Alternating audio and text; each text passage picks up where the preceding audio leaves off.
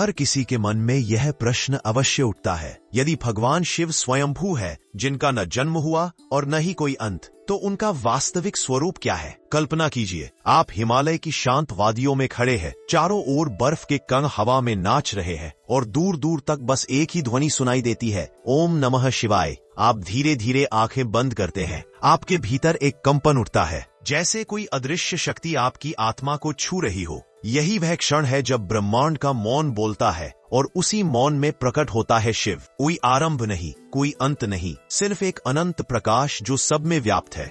वही शिव है जो सृष्टि के हर कण में, हर लय में, हर श्वास में धड़कते हैं। कहते हैं सृष्टि के प्रारंभ में न आकाश था, न पृथ्वी, न जल, केवल एक असीम शून्य था। उस शून्य में एक कंपन उठा और उस कंपन से उत्पन्न हुआ नाद। वह नाद था ओम, और उसी नाद से प्रकट हुए भगवान महादेव। महर्षि कहते हैं शिव कोई व्यक्ति नहीं, बल्कि वह ऊर्जा है जो सृष्टि के आरंभ से पहले भी विद्यमान थी। वह समय के पहले, दिशा के पहले, विचार के पहले की चेतना है। जब भगवान विष्णु शेषनाग पर योग निद्रा में लीन थे, उनके मस्तक से एक अग्नि किरण निकली। वह किरण बढ़ती बढ़ती संपूर्ण ब्रह्मांड में फैल गई। उस प्रकाश से निकलकर शिव का तेजस्वी स्वरूप प्रकट हुआ, एक रूप जो न पुरुष है न स्त्री, बल्कि दोनों का अद्भुत संगम। आधा शक्ति आधा शिव, जिसे हम आज अर्धनारीश्वर के रूप में जानते हैं। धीरे धीरे ब्रह्मांड में जीवन के बीज पनपने लगे। वायु चली, अग्नि जली, जल बहा और पृथ्वी बनी। हर तत्व ने महादेव के आदेश से अपना स्थान पाया। वह केवल देव नहीं थे, वे स्वयं सृष्टि थे। समय बीता। एक दिन भगवान विष्णु और ब्रह्मा में विवाद हुआ, कौन श्रेष्ठ है, कौन सृष्टि का प्रथम आधार है। विवाद इतना बढ़ा कि ब्रह्मांड की शांति भंग होने लगी। तभी आकाश चीरता हुआ एक अग्निमय स्तंभ प्रकट हुआ, जिसकी न ऊपर सीमा थी न नीचे। वह प्रकाश अनंत था। ब्रह्मा ऊपर गए, विष्णु नीचे गए, परंतु कोई भी उस स्तंभ का अंत न पा सका।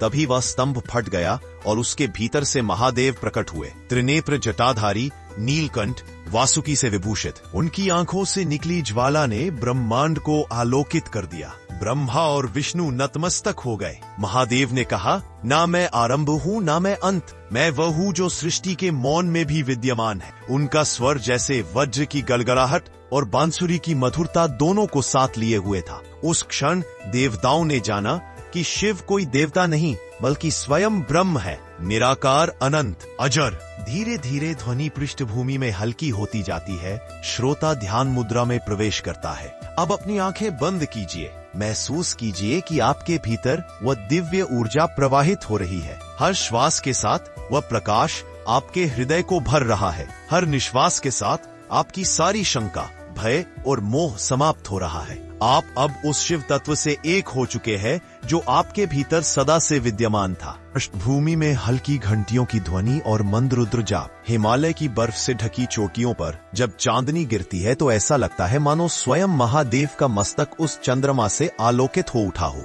शिव के जटाजूट में जो अर्धचंद्र सुशोभित है, वह केवल सजावट नहीं, बल्कि एक गहरा प्रतीक है। कथा है कि एक बार चंद्रमा को अपने सौंदर्य पर अभिमान हो गया। वह देवताओं के बीच अहंकार से भर गया। तब दक्ष प्रजापति ने उसे शाप दिया कि वह क्षीण होगा और धीरे धीरे विलुप्त हो जाएगा। जब चंद्रमा कष्ट में पड़ा, वह भागा भागा कैलाश गया और महादेव के चरणों में गिर पड़ा। कहा, प्रभु, मैं अपने अभिमान का प्रायश्चित करना चाहता हूँ, परंतु शाप से मुक्त नहीं हो पा रहा। कृपा करें, मेरा उद्धार करें। महादेव मुस्कुराए। उन्होंने अपनी जटाओं से एक रश्मि उठाई और कहा, हे चंद्र, तुम्हारा क्षय और वर्धन सृष्टि को समय का बोध कराएगा। तुम अब मेरे मस्तक पर विराजमान रहो।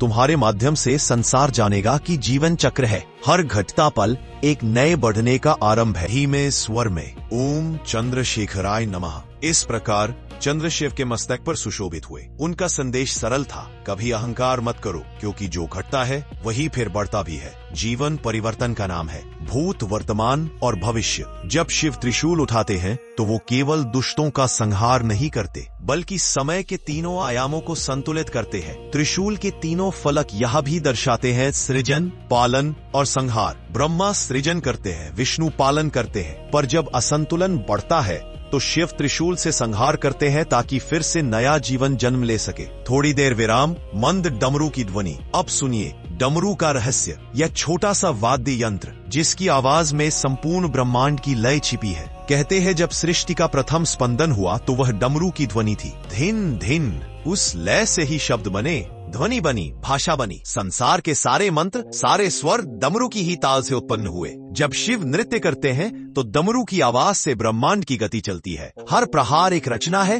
हर थिरकन एक विनाश। नटराज के इसी नृत्य से सृष्टि निरंतर चलती है। अब बात आती है विभूति की, वह सफेद भस्म जो शिव के शरीर पर लिपटी होती है। क्या आप जानते हैं वह केवल राख नहीं बल्कि एक गहरा दार्शनिक संदेश है। विभूति का अर्थ है वह जो सबसे महान है, और यह राख याद दिलाती है कि हर वस्तु, हर शरीर, हर धन, हर महल अंततः इसी भस्म में मिल जाएगा। महादेव यह दिखाते हैं कि जिसे लोग मृत्यु समझते हैं वह केवल एक परिवर्तन है। जो मिटता है वही नए रूप में जन्म लेता है। इसलिए वह भस्म धारण करते हैं ताकि हमें याद रहे कि सब नश्वर है और केवल आत्मा अमर। उनकी विभूति में गंध नहीं परंतु गहराई है। उनका डमरू ध्वनि नहीं बल्कि सृष्टि की धड़कन है। उनका त्रिशूल शक्ति नहीं बल्कि संतुलन है, और उनके मस्तक का चंद्र समय का प्रतीक। इस तरह महादेव का हर अलंकरण एक गूढ़ रहस्य छिपाए हुए है जो हमें सिखाता है कि जीवन केवल भोग नहीं बल्कि समझ, समर्पण और संतुलन का नाम है। हिमालय की गोद में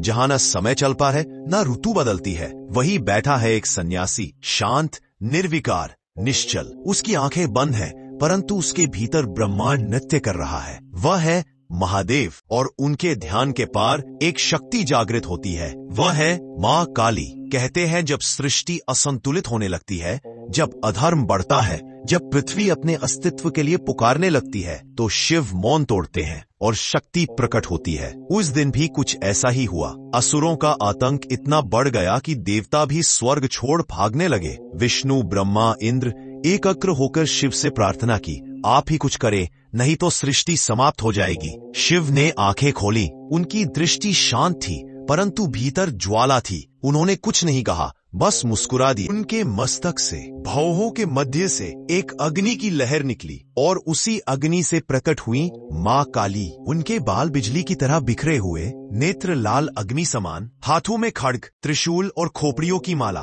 धरती कांप उठी, देवता झुक गए और समय ठहर गया। काली ने महादेव को प्रणाम किया, प्रभु आदेश दें। शिव ने कहा, जहाँ अधर्म बढ़े वहां जाओ, जहाँ भय फैले वहां निर्भयता दो, और जहाँ अंधकार छाए वहां तुम ज्योति बनो। काली हंसी, उनकी हंसी से दिशाएं गूंज उठी। फिर वह चली युद्ध भूमि की ओर। पृष्ठभूमि में डमरू और युद्ध ढोल की मंद ध्वनि। असुर सेना ने गर्जना की, धरती लहू से भर गई। काली ने अपना खड्ग उठाया, हर वार से एक असुर गिरा, हर प्रहार से अधर्म जल उठा। उनकी गति इतनी तीव्र थी कि देवता भी देख न पाए। रक्त बहा और काली नाच उठी। उनका नृत्य विनाश का नृत्य था। हर कदम से भूमि धधक उठती, हर श्वास से तूफान उठता। और फिर हुआ कुछ अप्रत्याशित। काली इतनी प्रचंड हो गई कि उन्हें कोई रोक नहीं पाया। उनका क्रोध ब्रह्मांड को भस्म करने लगा। देवता भयभीत हो उठे, प्रभु अब तो सब नष्ट हो जाएगा। शिव ने यह सुना और बोले, जब शक्ति अनियंत्रित हो जाए तो शिव को स्वयं शक्ति के मार्ग में आना पड़ता है। वह आगे बढ़े। काली नृत्य कर रही थी, उनकी आंखों में अग्नि थी। शिव ने उनके सामने आकर अपने आप को उनके चरणों में लिटा दिया।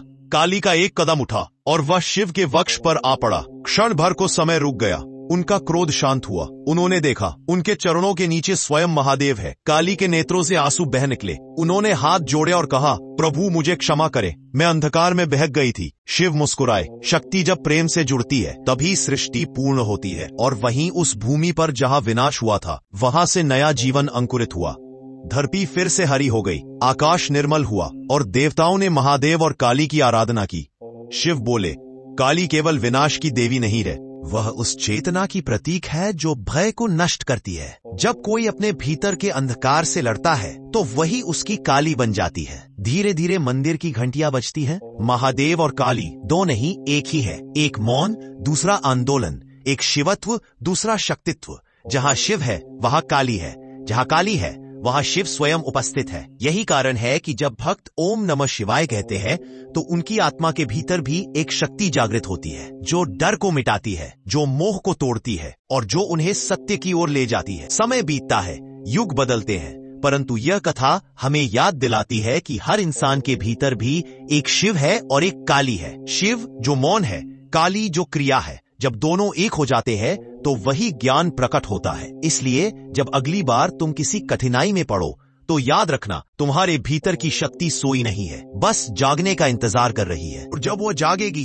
तो डर खत्म हो जाएगा, भ्रम मिट जाएगा और तुम स्वयं अपने शिव और काली बन जाओगे। कहानी यहीं समाप्त नहीं होती, क्योंकि हर प्रश्न एक नए उत्तर की शुरुआत है। तो अब सोचिए, क्या शिव वास्तव में स्वयंभू है या वे उसी ऊर्जा का रूप है जो हर जीव के भीतर सोई हुई है? जब आप ध्यान में बैठते हैं, जब कोई डर आपको तोड़ने लगता है, क्या वो शिव नहीं है जो आपको भीतर से संभालते हैं? और जब आप क्रोधित होते हैं, अपनी सीमाओं से बाहर जाते हैं, क्या वो काली नहीं है जो आपकी शक्ति बनकर सामने आती है? तो शायद सच्चाई यही है, शिव और काली कोई अलग अस्तित्व नहीं, बल्कि हमारे भीतर की दो अवस्थाएं हैं, मौन और आंदोलन, शांति और शक्ति। अब सवाल आपसे है, आपके भीतर कौन अधिक जागृत है, शिव या काली? सोचिए, महसूस कीजिए, और जब अगली बार ओम नमः शिवाय का उच्चारण करें तो याद रखिए, आप स्वयं उस ब्रह्म का हिस्सा है जो सृष्टि का आरंभ भी है और अंत भी। तो दोस्तों, ये थे भगवान शिव और काली माता के कुछ रहस्यमयी ट्रूथ्स जो शायद ही किसी ने इतनी डिटेल में आपको बताई हो। अगर आपको वीडियो पसंद आए तो अस्पिरा लूप YT को सब्सक्राइब करें, लाइक करें और शेयर करें। और आप बताइए, आपके हिसाब से शिव का असली रूप क्या है, स्वयंभू या जन्म हुआ? कमेंट में लिखिए और हम सब मिलकर इस डिवाइन रहस्य पर डिस्कशन करेंगे। हर